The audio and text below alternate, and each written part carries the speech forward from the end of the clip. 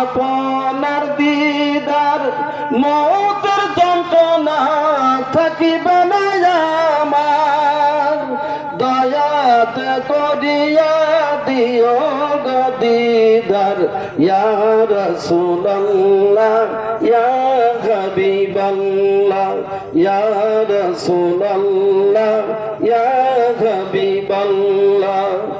আমার মৌতের নিদানের কালে থেকো গো নবীজি জামারি শিয়রে, দেখিব আপনাকে আপন নজরে ইয়া রাসূলুল্লাহ ইয়া হাবিবাল্লাহ ইয়া রাসূলুল্লাহ ইয়া হাবিবাল্লাহ। একটু কন্যা সুবহানাল্লাহ। ভাইরা আমার, একজন মানুষ যখন ইন্তেকাল করে ওই মানুষটার কাছে শয়তান আসে। শয়তান আসে হলো বাম দিক থেকে। শয়তান বাম দিক থেকে এসে তাকে ওয়াসওয়াসা দেয়। সে মায়ের আকৃতি ধারণ করে আসে। হাদিস শরীফের মধ্যে এসেছে মায়ের আকৃতি ধারণ করে এক পেয়ালা পানি নিয়ে দাঁড়ায় যায়। পানি নিয়ে দাঁড়ায় যায়। ওই লোকটার যখন মৃত্যু যন্ত্রণা শুরু হয়ে যায়, তার কলিজাটা এত ছটফট করতে থাকে, এত তার হৃদয়টা শুকায় যায়, কণ্ঠনালী শুকায় যায়, এমন একটা পরিস্থিতি দাঁড়া যায় মনে হয় যেন সমস্ত সাগরের পানিগুলো যদি তার যদি কণ্ঠে ঢেলে দেওয়া যায়, তার গলায় ঢেলে দেওয়া যায়, মুখের মধ্যে ঢেলে দেওয়া যায়, তথাপিও যেন তার তৃষ্ণা নিবারণ হবে না। এরকম একটা পরিস্থিতিতে সে পানি তালাশ করতে থাকে। ওই সময় মরদুদ শয়তান বাম দিক থেকে মায়ের আকৃতি ধারণ করে এসে দাঁড়ায় গিয়ে বলে, এই যে পানি নাও, তুমি পানি পান করো, আমি তোমার মা। আবার ভাইরা, ওই সময় আল্লাহর নবী যদি আসে, আল্লাহর নবী যদি নসিবে থাকে, আল্লাহর নবী এসে ডান সাইডে দাঁড়ায় যাবে। আল্লাহর নবী না আসলে আপন চেতন মুর্শিদ এসে দাঁড়ায় যাবে। একটু জোরে বলুন সুবহানাল্লাহ। মুর্শিদ এসে দাঁড়ায় যাবে। মুর্শিদ ডান সাইডে দাঁড়িয়ে গিয়ে বলবে, এই তুই কারে কি বলিস? এ তো আমার রুহানি সন্তান, তুমি তারে ধোঁকা দিয়ে নিয়ে যাইতেছো? এত বড় সাহস আমি বেঁচে থাকতেই? মুর্শিদ আমার আপন হয় না কি কারণ? নিজের মতো ভাবি তারে, ভাবি না তো তার মতন। মুর্শিদ আমার আপন হয় না কি কারণ? আমার ভাইরা, 10 দিকে তার মুখ দেখা যায়, যেদিক দিয়ে যে দিশে বয়, আপন যখন আপন হারায় বর্জক অন্তরালে। আমার ভাইরে, এই কথাগুলো পারানায় জান্নাতের কিতাবের ভিতরে দাদা হুজুর কিবলা রাহমাতুল্লাহ আলাইহি লিখে দিয়ে গেছেন। বিশ্বের ভিতরে চ্যালেঞ্জ ছুড়ে দিয়ে গেছেন এই কিতাবের ভিতরে। সাধনালব্ধ জ্ঞানগুলা, তরিকাত জগতের জ্ঞানগুলা উনি ছন্দ আকারে, গজলের আকারে উনি লিখে দিয়ে গেছেন। এইগুলা যদি একটু তালাশ করা যায়, এই কিতাব বুঝতে হলে তাকে 12 বছর সাধনা করা লাগবে। সাধনাতে ফল মিলবে, সাধনা না হইলে এই ফল মিলবে না। আমার ভাইরা, একটা অঙ্ক করতে হলে তার একটা সাধনা লাগে। সাধনা করে অঙ্কের রেজাল্ট মিলতে হয়। প্রাইভেট টিচারের কাছে গিয়ে পড়ালেখা করে, তার কাছে গিয়ে সুন্দর করে এই অঙ্কটা শিখে, এরপরে অঙ্কটা সুন্দরভাবে করতে পারলে তারপরে তার রেজাল্ট মেলে। অনুরূপভাবে সাধনার জগতে যাইয়া, আল্লাহওয়ালা ব্যক্তির কাছে যাইয়া, দরদি মুর্শিদের কাছে যাইয়া মাথাটা নিচু করে বসে থেকে তার থেকে রুহানি ফয়েজ এবং বরকত নিয়ে এবার যদি আপনি সাধনা করতে থাকেন, এই সাধনার মধ্য দিয়ে আপনি কি পাবেন? এবার টের পাবেন মরণের কালে। একটু কন্যা সুবহানাল্লাহ। ভাইরা আমার, বন্ধুরা আমার, আল্লাহওয়ালা ব্যক্তিদের এইরকম জীবন ইতিহাস পড়লেই তো তার খবরটা পাওয়া যায়। ইমাম ফখরুদ্দিন রাজি রাহমাতুল্লাহ আলাইহি আল্লাহ রাব্বুল আলামিনের বিশাল মস্ত বড় একজন ওলি ছিলেন। তাফসীরে কবির যিনি লিখেছিলেন ইমাম ফখরুদ্দিন রাজি রাহমাতুল্লাহ আলাইহি, ওনার যখন মৃত্যু যন্ত্রণা শুরু হয়ে গেল, উনি তো কষ্ট করতেছেন আর কি করতেছেন, আল্লাহ আল্লাহ বলে ডাকতে শুরু করে দিলেন। আমার ভাইরা, এর মধ্যেই কি ঘটনা ঘটে গেল, মরদুদ শয়তান এসে হাজির হয়ে গেল, ডাক দিয়ে বলতেছেন, ফখরুদ্দিন রাজি, তুমি বলো তো দেখি আল্লাহ কয়জন? তিনি বলতেছেন আল্লাহু আহাদ, আল্লাহ এক। এরপরে বলতেছে আমি মানি না, এবার তুমি ভালো করে বলো আল্লাহ কয়জন? বলে লা শারীকা লাহু, তার কোনো শরীক নাই। বলে এটাও মানি না, তুমি আর একটা দলিল দাও। এবার বলতেছে লাম ইয়ালিদ ওয়া লাম ইউলাদ, তিনি কাউকে জন্ম দেন নাই, কারোর থেকে জন্ম নেয় নাই। এরকম ভাবে 101টা দলিল দিয়েছেন। এতগুলো দলিল দেওয়ার পরেও শয়তান যখন মানতেছে না, শয়তান বলতেছে তোমার এই দলিল আমি মানি না, আরো দলিল দাও, আরো দলিল তুমি আমাকে দিতে থাকো। এই কথা বলার পরে অনেক ফাঁকি ছিল ওনার মুর্শিদের বাড়ি, তার নাম ছিল ইমাম নাজিমউদ্দিন কুবরা রহমাতুল্লাহ আলাইহি। তিনি বসে তখন আসরের ওযু বানাইতেছেন, আসরের নামাজ আদায় করবেন। ওই সময় তিনি কি করিলেন, একটু চক্ষু বন্ধ করেছেন, খেয়াল করেছেন, বন্ধুরে আল্লাহওয়ালা ব্যক্তি যারা চেতন মুর্শিদ যেই ব্যক্তি হয়, প্রতিনিয়ত তিনি মুরিদের খবর লয়। আমার মুর্শিদ একদিন বললেন যে আমি প্রতিদিন রাত্রে আমার সমস্ত মুরিদের খবর না নিয়ে বিছানায় পিঠ লাগাই না। কথাটা কত বড় কথা, খেয়াল করছেন? আপনার বাড়ি কোথায়? সেই চুয়াডাঙ্গা, সেই কোথায় শরৎগঞ্জ, সেই কোথায় আপনার আলমডাঙ্গা, সেই কোথায় আপনার বাড়ি, আর কোথায় রইল মানিকগঞ্জ, কোথায় তার ঘর? সেই ঘরে শুইয়া বইসে উনি কি বলতেছেন যে আমি আমার প্রত্যেকটা মুরিদের খবর না নিয়ে বিছানায় পিঠ লাগাই না। এটা জোরে কইবেন না সুবহানাল্লাহ? ভাইরা আমার, একটা মুরগির 22টা বাচ্চা, 25টা বাচ্চা, 30টা বাচ্চা থাকে।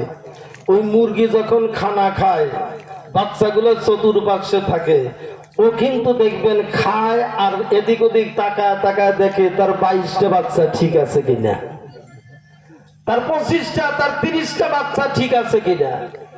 সিল অথবা কাক এসে যদি একটা বাচ্চা যদি ধরে নিয়ে যাওয়ার চেষ্টা করে, তাহলে 30টার ভিতরে খবর নেয় যে আমার একটা নিয়ে গেছে, ওই পিছনে পিছনে চলে যায় বাচ্চাটাকে ছাড়া নিয়ে আসার জন্য।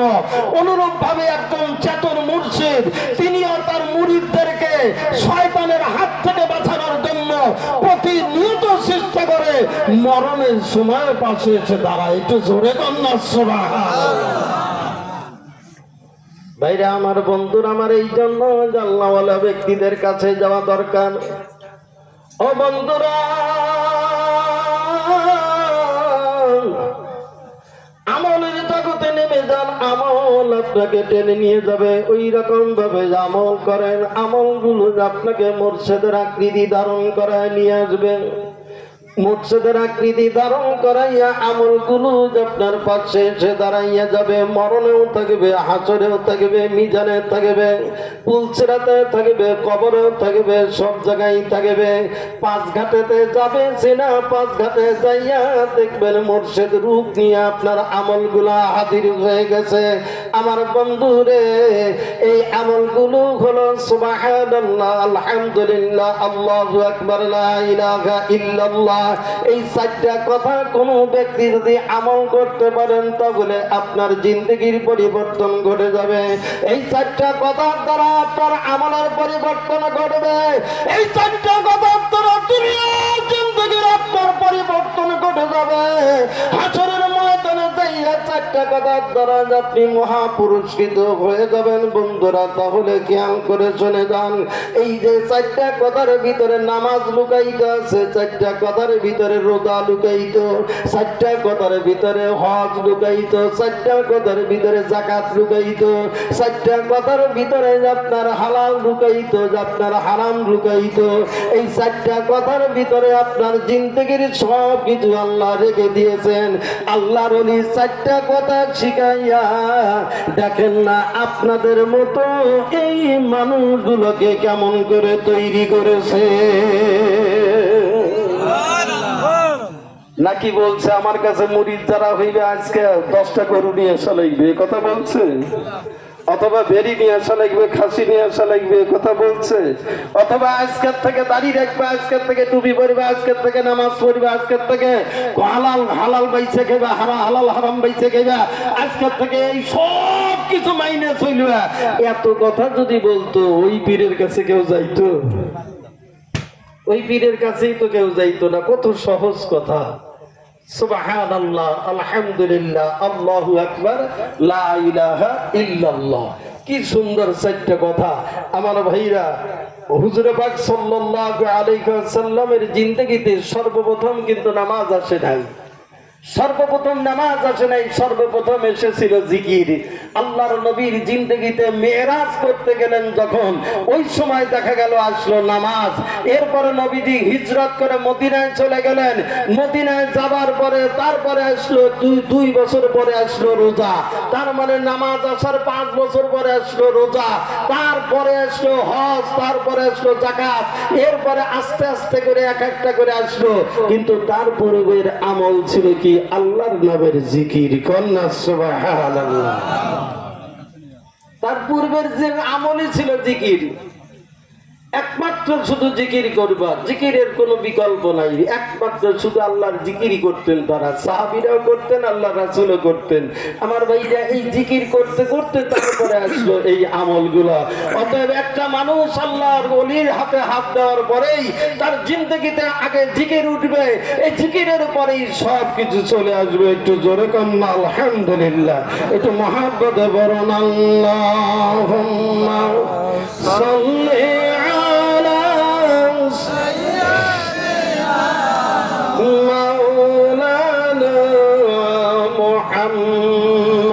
وعلى آله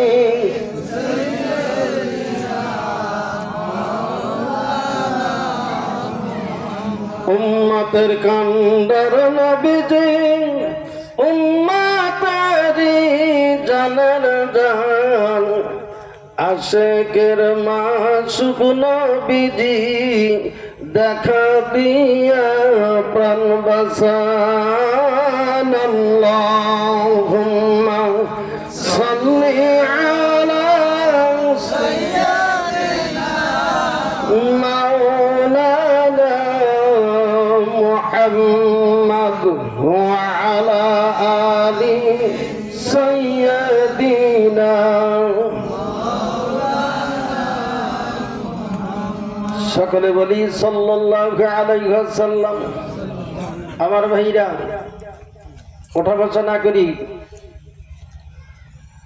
এই যে আমরা বসে আছি জান্নাতের বাগানে বসে আছি, কন্যা একবার একটু সুবহানাল্লাহ। মাজালিসুল ইলমি হিয়া রাওযাতুম মির রিয়াজিল জান্নাহ আও কামা ক্বালা নবী সাল্লাল্লাহু আলাইহি ওয়াসাল্লাম। আল্লাহর নবী বলেছেন, যেখানে ইলমের দর্স হয়, কোরআন শরীফ হাদিস শরীফের আলোচনা হয়, জিকির আজকার করা হয়, এই জায়গাটা হলো জান্নাতের বাগান। আরেকবার বলুন সুবহানাল্লাহ। আমার ভাইরা, দুনিয়ার বুকে আরেকটা জায়গা আছে, সেই জায়গাটা হলো মায়ের পায়ের নিচে জান্নাতের বাগান। আরেকটা জায়গা আছে, সেটা হলো আল্লাহর নবীর রওজা মুবারক থেকে শুরু করে নিয়ে নবীজির মেম্বার পর্যন্ত যেই জায়গাটুকু, এটুকুর নাম হলো রিয়াজুল জান্নাহ। আরেকবার বলুন সুবহানাল্লাহ। এই 3 জায়গায় আল্লাহ জান্নাত রেখে দিয়েছেন। বন্ধুরে, একটা ঘটনা মনে পড়ে গেল। আল্লাহওয়ালা ব্যক্তিরা তারা জান্নাত বিক্রি করে দিতে পারেন। কন্যা সুবহানাল্লাহ।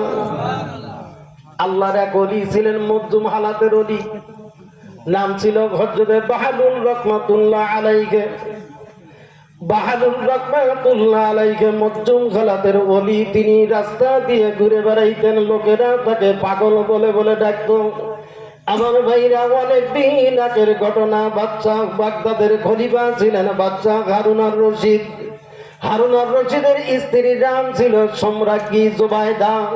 একদিন কি করলেন, তারা দুইজন বিকেল বেলা পায়চারি করতে করতে চলে গেলেন একটু জঙ্গলের ধারে, একটু নদীর ধারে। যেরকম আমাদের বাংলাদেশের দেখেন না সুন্দরবনটা যেরকম বঙ্গোপসাগরের পাশে, ঠিক ওই রকম ভাবে ওই রকম সুন্দর একটা জায়গার মতো, যেখানে যেখানে কি আছে, বালুর চর আছে, সুন্দর একটা জায়গা আছে সমুদ্রের উপকূলে। এইরকম জায়গা দেখে দুইজন একটু বেড়ানোর জন্য, একটু পায়চারি করার জন্য বিকেল বেলা চলে গেছেন।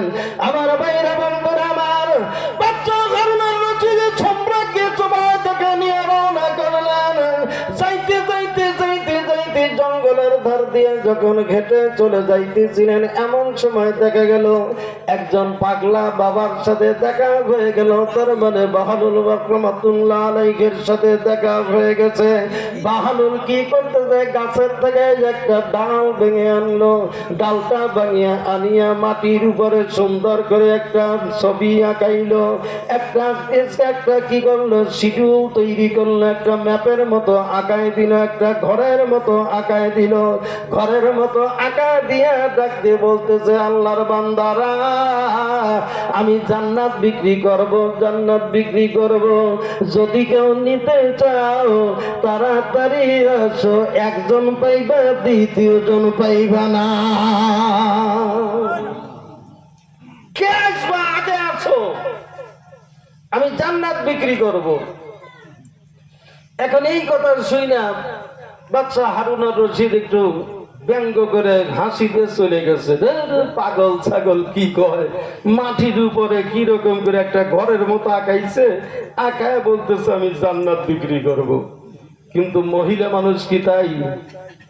মহিলা মানুষ কিন্তু একটু বিশ্বাস তাড়াতাড়ি করে। সম্রাজ্ঞী জোবাইদা খাতুন তিনি চলে গেলেন। তিনি আস্তে আস্তে যায় বলতেছে, পাগলা বাবা, সত্যি কি জান্নাত বিক্রি করবা? বলে না, হ্যাঁ, এই যে দেখো কি সুন্দর একটা জান্নাত দেখা যাইতেছে। আল্লাহর ওলিরা কোন চোখ দিয়ে দেখে? ফিরাসাতের চক্ষু দিয়া। ইত্তাকু ফিরাসাতাল মুমিন ফাইন্নাহু ইয়ানদুরু বিনুরিল্লাহ। তোমরা মুমিনের কলবের দৃষ্টি ফিরাসাতের চক্ষুকে ভয় করো, কেননা তারা আল্লাহর নূর দ্বারা দেখতে পায়। একটু জোরে বলুন সুবহানাল্লাহ। সবার দেখা কিন্তু এক না রে ভাই। আমার মতো কানার চোখে আইনা সারাদিন বড় যদি পেশাব ঘষা যায়, পেশাবের ভিতরে কি আছে বোঝার জন্য, কিন্তু একজন ডাক্তার সে মাইক্রোস্কোপের মাধ্যমে তাকায় দেখে বলবে পেশাবের ভিতরে তোমার দেখা যায় সুগার যাইতেছে, তোমার পেশাবের ভিতরে সুগার দেখা যায়, ডায়াবেটিস হয়ে গেছে। আবার রক্তের ভিতরে হিমোগ্লোবিন ঠিক মতো আছে কিনা এটা দেখা যায়, রক্তের কণিকাগুলো ঠিক মতো আছে কিনা ডাক্তাররা দেখতে পাবে। কিন্তু আমার মতো এই দিন কানা দেখতে পাবে না। কথা ঠিক কিনা কন? আমি তো দিন কানা। এই জন্য কবি বলছে না, এক কানা কয় আর এক কানা রে, চল দেখি যাই ভাবো পারে। নিজেই কানা, পথ চেনে না, পরকে ডাকে বারংবার, এসব দেখি কানার হাট বাজার। কন্যা সুবহানাল্লাহ। আমার ভাইরা, আসলে দিন কানা আছে, রাত কানা আছে, কিন্তু এই জগতের ভিতরে আবার চোখওয়ালা মানুষও আছে। কন্যা আলহামদুলিল্লাহ। ভাইরা আমার, আল্লাহওয়ালা ব্যক্তিরা তারা চোখ দিয়ে দেখে না, এই চোখ দিয়ে দেখে না, কলব দিয়ে দেখে। তাদের কাছে ফোকাস মারার মতো লাইট আছে, আমার আল্লাহ দান করেছেন। আলহামদুলিল্লাহ, রাব্বুল আলামিন তাদের ভিতরে যে চক্ষুটা দান করেছেন, এই চক্ষু দিয়া তারা যখন তাকায় দেখে, তারা আরো সে আজিম পর্যন্ত দেখতে পায়। আমার দরদি বন্ধু মানিকগঞ্জের আল্লাহর কুতুব বলেন, একটা বাংলাদেশ তো হলো ছোট্ট একটা বাংলাদেশ। আমি যদি আমার নখের দিকে তাকাই, মহাসমুদ্রের ভিতরে কোন মাছে ধইরা খায়, আমি তা দেখে দেখে বলে দিতে পারি। মহাসমুদ্রে, প্রশান্ত মহাসাগরে কোন মাছে ধরে খাইতেছে আমি তা দেখি। মানিকগঞ্জের পীর সাহেব আসলে আমরা চিনলাম কয়জন? মানিকগঞ্জের মানিকগঞ্জের মানিক, এতটুকুই বললাম।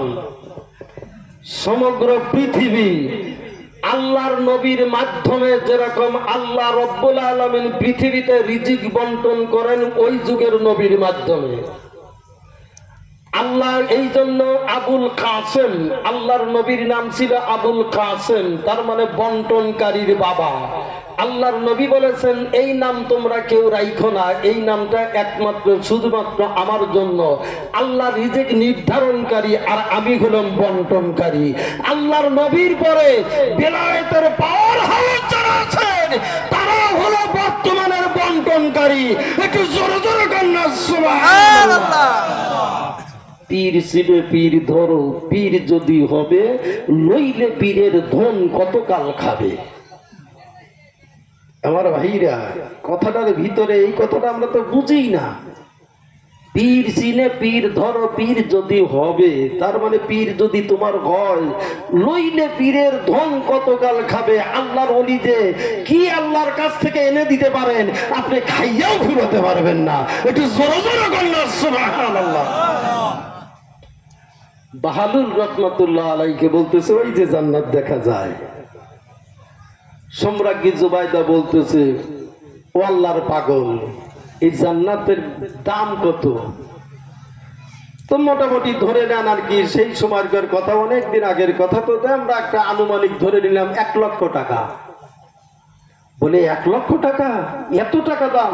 বলে যে জান্নাত, যে জান্নাতের দাম কি কম নাকি? জান্নাত তো বেশি হবে, 1 লক্ষ টাকা দাম। বলে যে আমি তো নগদ টাকা দিয়ে বের হই নেই, আমি তো এমনি বেড়াতে আসছি, এখন বেড়াতে এসে জান্নাত পেয়ে গেছি, আমি তাহলে কি করব? এবার বলতেছেন যে তাহলে আমি এক কাজ করি, আমার গলায় একটা হাড় আছে, হাড়টা বিক্রি করলে 1 লক্ষ টাকা হবে, আমি এই হাড়টা তোমারে দিয়ে দেই, তুমি এর বিনিময়ে আমারে জান্নাত দিয়ে দাও। একটু কন্যা সুবহানাল্লাহ। আবার ভাইরা, আল্লাহওয়ালা ব্যক্তিরা তারা তো সহজ সরল মানুষ হয় বন্ধু রে। এই জন্য বলা হয়েছে আহলুল জান্নাতে বুলুবন, আল্লাহর ওলি যারা আহলুল জান্নাত যারা তারা তো হলো সহজ সরল মানুষ। তারা তো এইগুলা ফাজলামও বোঝে না, তারা টাইকামও বোঝে না, তারা কিন্তু ট্যাটনামি বোঝে না, তারা হলো সহজ সরল মানুষ। আল্লাহওয়ালা ব্যক্তিদের অবস্থা এরকমই হয়। আমার ভাইরা, আল্লাহ রাব্বুল আলামিন জান্নাতকে সৃষ্টি করেছেন, 8টা স্তরের জান্নাত সৃষ্টি করেছেন, আর 7 স্তরের জাহান্নাম আল্লাহ তাআলা সৃষ্টি করে দিয়েছেন। আমার ভাইরা, জান্নাতের সংখ্যা বেশি, জাহান্নামের সংখ্যা হলো কম।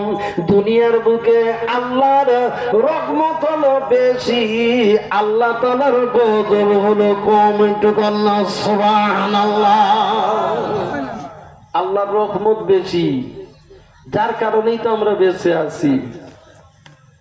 বাইরে আমার, এবার উনি জান্নাতটা কিনে নিলেন। জান্নাতটা নিয়ে উনি যখন রওনা করেছেন, ইতিমধ্যে হারুন আর রশিদ ডেকে বললেন, স্ত্রীকে ডাকে বলতেছে তুমি কি করো? বলতেছে কেন? আমি জান্নাত কিনলাম। রাজু ভাই বলে তুমি জান্নাত কিনলে মানে? বলতেছে ওই যে পাগলা বাবা দেখলে না, উনি একটা সুন্দর করে জান্নাত আঁকাইছিল, আঁকায় আমাকে বললো যে তুমি জান্নাত দিবে না, আমি তো এই জান্নাতটা কিনে নিলাম। বলে কি দিয়ে কিনলা? বলে আমার গলার হারটা দিছি। সর্বনাশ, তুমি জানো এই হারের দাম কত? বলে দাম যতই হোক এই হার তো আর আপনি দেন না, এই হার তো আমার বাবা আমাকে উপঢৌকন দিয়েছিল, অতএব এই হারটা আমার, আমি আমার হাত দিয়ে আমি জান্নাত কিনে নিছি, তাতে তোমার কি? আমি বিশ্বাস করেছি আল্লাহ পাক আমার জান্নাত দেবেন। একটু জোরে জোরে কন্যা সুবহানাল্লাহ। ভাইরা আমার, বন্ধুরা আমার, স্বামী স্ত্রীর ঝগড়া লেগে গেল। হারুন আর রশিদ অত্যন্ত রাগান্বিত হয়ে গেলেন, কোনো কথা বললেন না। দুইজন ঝগড়াঝাটি করে যখন বাড়ির দিকে রওনা হয়ে চলে গেলেন, দিন শেষ হয়ে গেল, রাত্রি নেমে আসলো।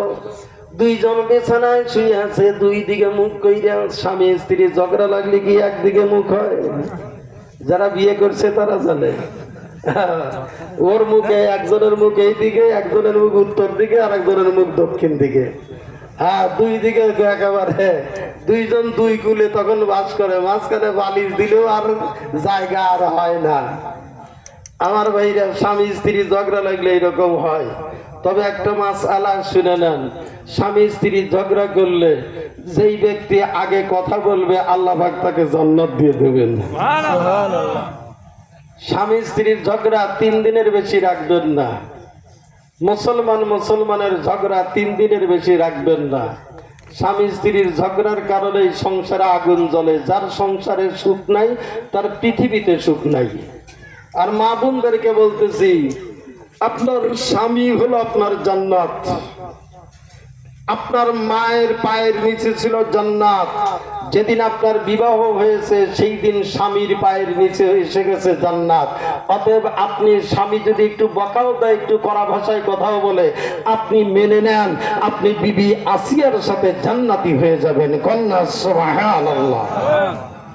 ভাইরা আমার, বন্ধুরা আমার, স্বামী স্ত্রী দুইজন ঝগড়া করে এবার 2 দিকে মুখ করে ঘুমায় পড়েছেন।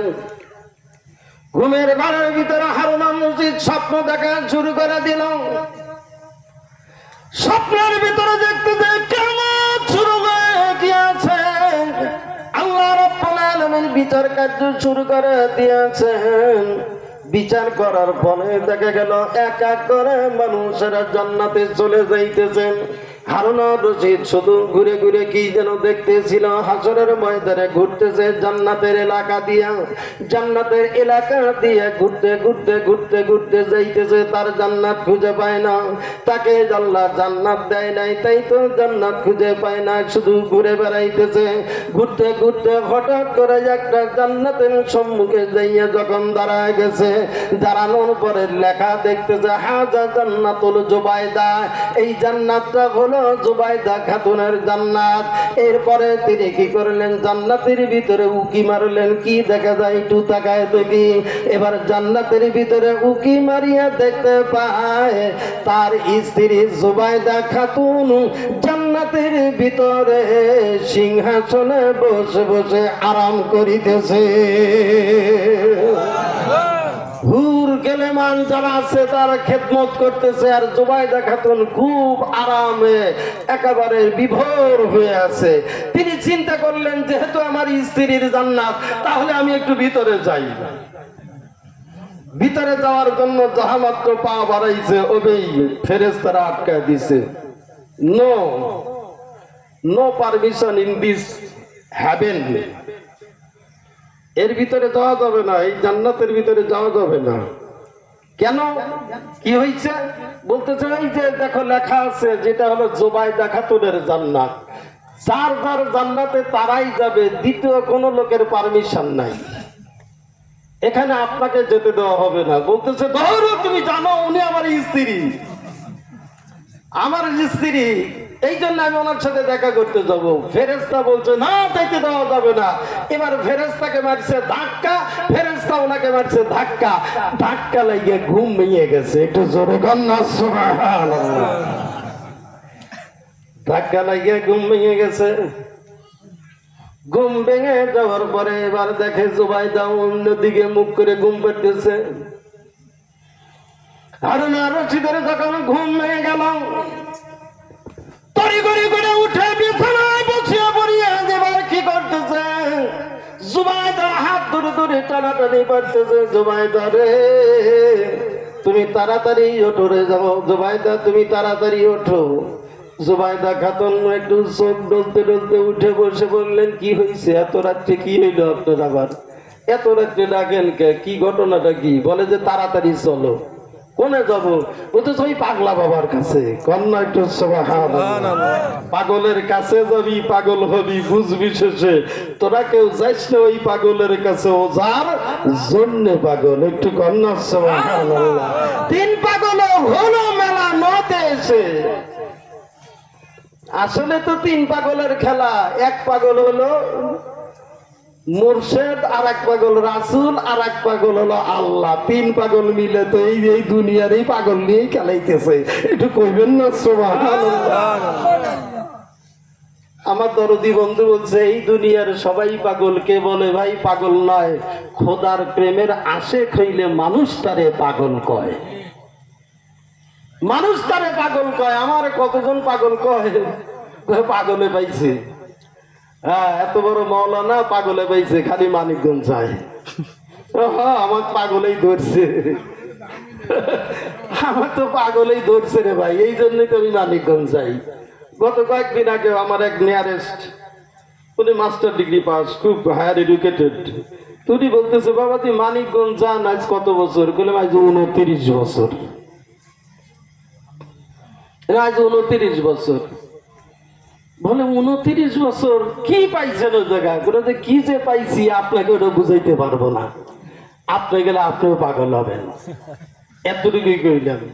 বলে তাইলে আমার যাওয়া দরকার। বললাম আলহামদুলিল্লাহ।